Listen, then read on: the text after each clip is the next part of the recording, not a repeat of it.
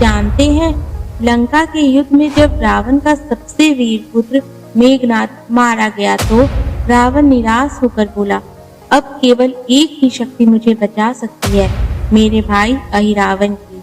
अहिरावण पाताल लोक का तांत्रिक राजा, जिसकी माया इतनी भयानक थी कि देवता तक उसके नाम से कांपते थे। उसकी आराध्या थी देवी पाताल भैरवी, जो स्वयं भगवान शिव की उग्र शक्ति थी और 10 महाविद्याओं में से एक थी। अहिरावण ने रावण से कहा, अगर मैं राम और लक्ष्मण को अपनी देवी को बलि दे दूं, तो मुझे अजयता और अनंत शक्ति का वरदान मिलेगा।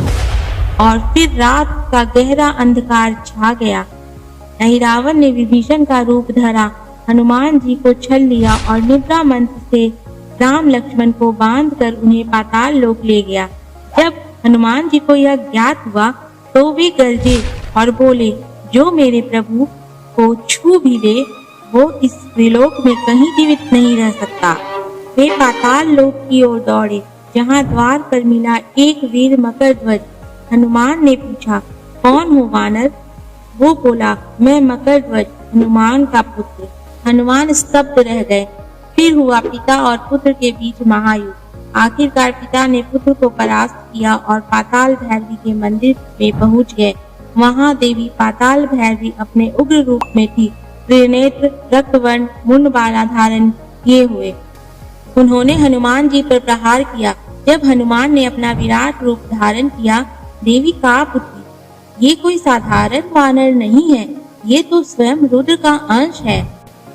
उधर अहिरावण अपनी तलवार उठाकर राम लक्ष्मण की बलि देने वाला था। तभी देवी की मुट्ठी से हनुमान जी की गर्जना गूंजी, रुको अहिरावण, जिन्हें तुम बलि देने चले हो वे स्वयं जगत के पालनहार हैं।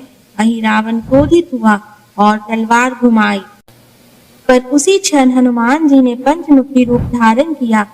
उनके 5 मुखों से एक साथ चली वायु की प्रचंड लहर और एक ही क्षण में बुझ गए 5 दीपक, जहां छिपी थी अहिरावण की प्राण शक्ति।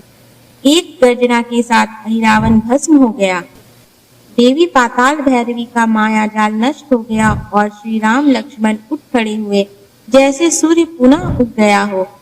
हनुमान जी ने उन्हें अपने पीठ पर बैठाया और पाताल लोक से बाहर निकले और विजय की गर्जना की।